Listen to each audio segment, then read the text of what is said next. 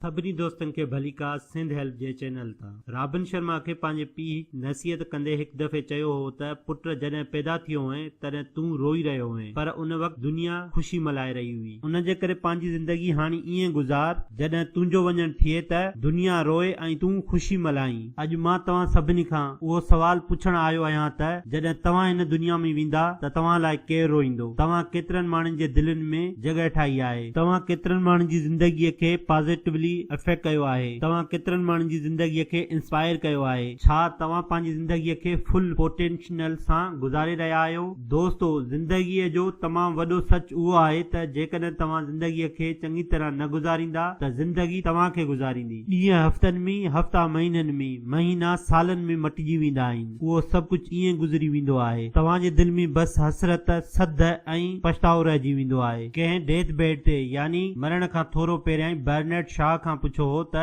ज़िंदगी कीअं गुज़ारींदे जेकॾहिं तोखे ॿीहर जीअण जो चांस मिले त? हुन तमामु वॾो थधो साह खणी चयो त मां उहो इंसान थींदुसि जेको मां थी सघिसि थे, पर मां उहो कॾहिं न थी सघिसि। दोस्तो, तव्हांखे पंहिंजी ज़िंदगी में उहो कॾहिं न चवणो पवे। उन जे करे मां तव्हां लाइ रॉबिन शर्मा जी किताब who will cry when you die यानी जॾहिं मरंदा त तव्हां लाइ केरु रोईंदो तां कुझु अहम 5 लेसन्स यानी सबक खणी आयो आहियां, जंहिंखे तव्हां पंहिंजी ज़िंदगी में अप्लाई करे पंहिंजो फुल पोटेंशियल यानी पंहिंजी विञायल सघ या ताक़त हासिल करे सघो था। त पोइ अचो त जल्दी सां किताब खे शुरू करियूं। उन खां पहिरियां ई असांजे चैनल सिंध हेल्प खे सब्सक्राइब करे बेल ते क्लिक करियो जीअं तव्हां असांजे ईंदड़ वीडियोज़ मां फ़ाइदो हासिल करे सघो। Lesson number 1, discovering your calling. पंहिंजे शौक़ खे ॻोल्हियो। रॉबिन शर्मा हिकु प्रोफेशनल स्पीकर आहे। उहो घणनि जॻहनि ते पंहिंजी स्पीच ॾींदो रहंदो आहे। उन खां हर जॻह ते हिकु ई सवाल माण्हू पुछंदा रहंदा आहिनि त मां कीअं पंहिंजी ज़िंदगीअ जो शौक़ ॻोल्हे सघां थो? मां कीअं दुनिया में वॾो कमु कयां? मां कीअं कामयाब थी सघां थो? मां कीअं पंहिंजा मक़सद ॻोल्हियां ऐं मां पंहिंजी ज़िंदगीअ खे कीअं इंजॉय करे सघां थो? बस उन जो हिकु ई जवाबु हूंदो आहे त फाइंड योर कॉलिंग यानी तव्हां पंहिंजो शौक़ ॻोल्हियो। असां हिन दुनिया में कंहिं ख़ासि मक़सद लाइ आया आहियूं। उन मक़सद खे हासिल करण लाइ कुदरत असांखे कुझु ख़ासि टैलेंट ॾिना आहिनि। जी दोस्तो, सिर्फ़ उन मक़सद खे ॻोल्हे करे असां पंहिंजो पूरो पोटेंशियल लिव करे सघूं था। ईअं करे असां ॿियनि जी ज़िंदगीअ में वैल्यू एड करे सघूं था। फाइंड योर कॉलिंग जो हरगिज़ उहो मतिलबु न आहे त तव्हां पंहिंजी नौकरी छॾे ॾियो, बल्कि उन जो असल मक़सदु उहो आहे त तव्हां उन कम में पंहिंजे पर्सनैलिटीअ खे एड करियो। उन्हनि कमनि ते पंहिंजो फोकस करियो जेके तव्हां जूं स्ट्रॉन्ग पॉइंट्स आहिनि। हालात या ज़िंदगीअ खे बदिलाइण लाइ ॿियनि जे वेट न करियो। जीअं महात्मा गांधीअ चयो आहे त उहा चेंज थियो जेका तव्हां माण्हुनि में ॾिसणु चाहियो था। जॾहिं तव्हां ईअं करण लॻंदा आहियो त तव्हांजी ज़िंदगी हमेशह लाइ बदिलजी वेंदी आहे। Lesson number 2, get up early in the morning. सुबुह जो सवेर उथो। सुबुह जो सवेर उथो ऐं पंहिंजो ॾींहुं सही तरीक़े सां शुरू कयो। सुबुह जो सवेर उथणु ज़िंदगीअ जो तमामु वॾो तोहफ़ो आहे, छो जो उहो उन्हनि तमामु घटि प्रिंसिपल मां आहे जेको तव्हांजी ज़िंदगीअ खे तमामु वॾे पैमाने ते मटाए सघे थो। सुबुह सवेर जा कुझु कलाक तमामु घणा स्पेशल हूंदा आहिनि। जीअं टाइम हिकदमि स्लो थी वेंदो आहे ऐं हवा में हिकु क़िस्म जो सुकून भरियल हूंदो आहे। सुबुह जो जल्दी उथणु तव्हांखे सुकून सां भरियल टाइम ॾिए थो जेको तव्हांजे ॾींहं जो तमामु अहम ख़ासि हिसो हूंदो आहे। तव्हां पंहिंजो ॾींहुं कीअं शुरू करियो था उते उहो बि डिसाइड थींदो आहे त तव्हां पंहिंजो ॾींहुं कीअं गुज़ारींदा। जेकॾहिं तव्हां वटि एतिरो विज़डम ऐं सेल्फ डिसिप्लिन आहे त तव्हां उन टाइम में सिर्फ़ पॉज़िटिव शयुनि या कमकारनि जे बारे में सोचियो ऐं सुठे तरीक़े सां उन टाइम ऐं महल खे इस्तेमालु करे सघो था। त पोइ तव्हां उहो जल्दी नोटिस कंदव त तव्हांजो हर ॾींहुं तमामु घणो शानदार गुज़रंदो। रॉबिन शर्मा पंहिंजे पाण लाइ हिकु मॉर्निंग रूटीन ठाही आहे जेका उनजी सॼे ॾींहं खे तमामु घणो प्रोडक्टिव ठाहे थी। सभ खां पहिरियों हू सुबुह सवेर जो उथे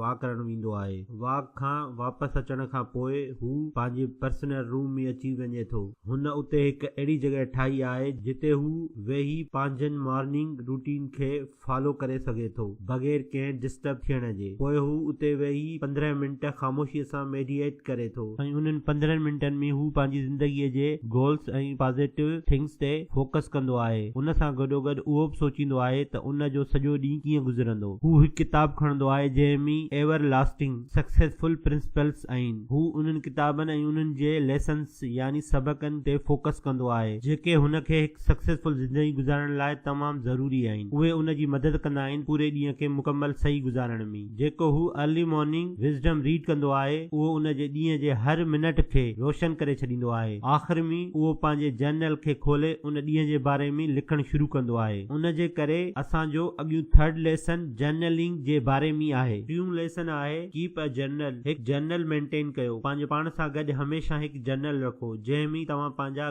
गोल्स ऐं रोज़ाना जा लेसन्स लिखंदा रहो। जी दोस्तो, उहो ज़रूर यादि रखंदा जर्नल हिकु डायरी न आहे। डायरीअ में असां रोज़ थींदड़ इवेंट लिखंदा आहियूं, पर जर्नल में असां उन्हनि इवेंट्स खे एनालाइसिस कंदा आहियूं ऐं उन्हनि मां सिखण जी कोशिश कंदा आहियूं। जर्नल मेंटेन करणु पर्सनल ग्रोथ लाइ हिकु बहितरीन कमु मञियो वेंदो आहे। ईअं करण सां तव्हांजी सेल्फ अवेयरनेस वधे थी ऐं अॻिते फ्यूचर में तमामु घटि ग़लतियूं कंदा। जर्नल मेंटेन करणु तव्हांजे गोल्स खे क्लियर रखंदो आहे ऐं तव्हां फोकस रखंदा उन्हनि शयुनि ऐं कमनि कारनि ते जेके तव्हांजी ज़िंदगी में तमामु अहम मैटर कंदियूं आहिनि। जर्नल ठाहिण तव्हांखे उहा अपॉर्चुनिटी ॾिए थो त तव्हां पंहिंजो पाण सां रोज़ाना मिली ॻाल्हाए सघो। ही तव्हांखे फोर्स कंदो आहे हर अहम कम जे बारे में डीपली सोचे समझी फ़ैसिलो करण में। जीअं तव्हां छा लाइ करे रहिया आहियो, छो करे रहिया आहियो ऐं उन्हनि मां तव्हां छा सिखी सघो था। जर्नल लिखण पर्सनल डेवलपमेंट में तव्हां जे विज़डम खे वधाइण में तमामु घणी मदद कंदो आहे। ही तव्हांजे माज़ीअ खे चङी तरह स्टडी करण में मदद कंदो। उन मां सिखी करे पंहिंजे ईंदड़ मुस्तक़बिल में उन्हनि लेसन खे वाइज़ली इस्तेमालु करे सघो था।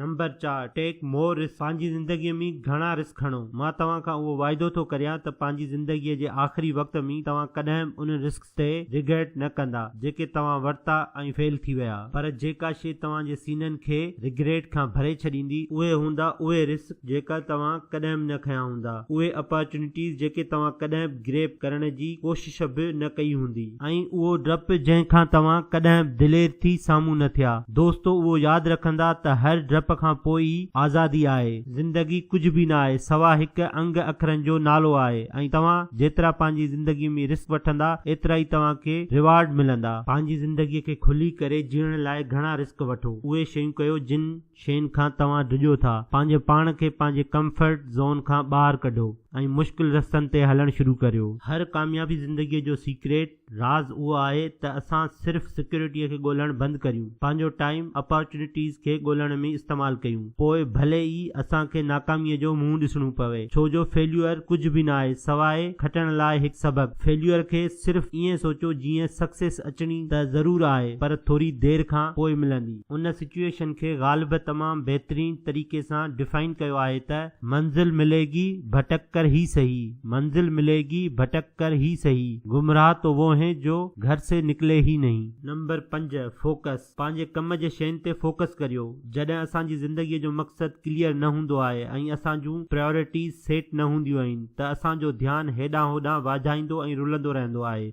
असां पंहिंजे कम जे शयुनि ते फोकस छॾे ॿियनि जी ज़िंदगी ऐं कमनि ते फोकस कंदा रहंदा आहियूं। उन सां गॾोगॾु पंहिंजे वक़्तु वेस्ट कंदा रहंदा आहियूं। जी दोस्तो, फोकस करण लाइ सभ खां ज़रूरी आहे त असां पंहिंजी ज़िंदगीअ जा ऑब्जेक्ट्स क्लियर रखूं। को बि कमु करण खां पहिरियां ई पंहिंजे पाण खां उहो सवाल ज़रूर पुछूं त छा ही कमु असांजे ऑब्जेक्ट्स खे पूरो करण में मदद कंदो या न। दोस्तो, चाइना में हिकु तमामु मशहूर कहाणी आहे त हिकु बादशाह वटि तलवार ठाहिण वारो हो। उन जो कमु एतिरो त परफेक्ट हो जो माण्हू उन जे कम खे ॾिसी दंग रहिजी वेंदा हुआ। 90 सालनि जी उमिरि में बि उन जे हथनि में उहा ई परफेक्शन हुई ऐं उन जो कमु ओतिरो ई शानदार हो।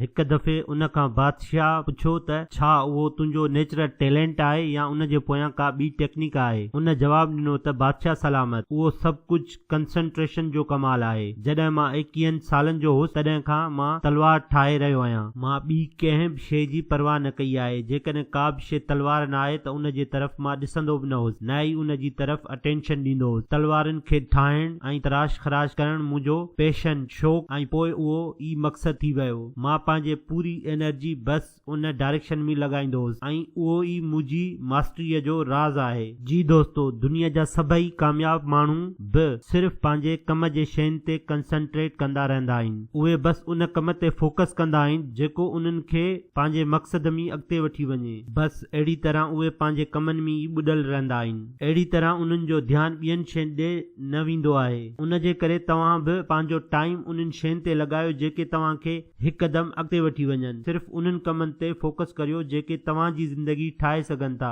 सभ खां पहिरियों पंहिंजो शौक़ु ॻोल्हियो। सुबुह जो सवेर उथो, पंहिंजी ज़िंदगीअ में रिस्क खणो, वधीक कामयाब थींदा। पंहिंजे कमनि ते ध्यानु ॾियो, पंहिंजे कमनि जे शयुनि ते फोकस रखो। उमीद कयूं था त तव्हां हिन 5 लेसन मां घणो कुझु सिखियो हूंदो ऐं उन्हनि खे तव्हां पंहिंजी ज़िंदगीअ में ज़रूर अप्लाई कंदा। जेकॾहिं तव्हांखे वीडियो पसंदि आयो आहे त कमेंट करियो, लाइक करियो, सिंध हेल्प खे सब्सक्राइब करियो ऐं पंहिंजनि दोस्तनि ऐं फैमिली मेंबरनि सां शेयर करियो त उहे बि फ़ाइदो हासिल करे सघनि। वीडियो ॾिसण लाइ तव्हांजा लख लख थोरा।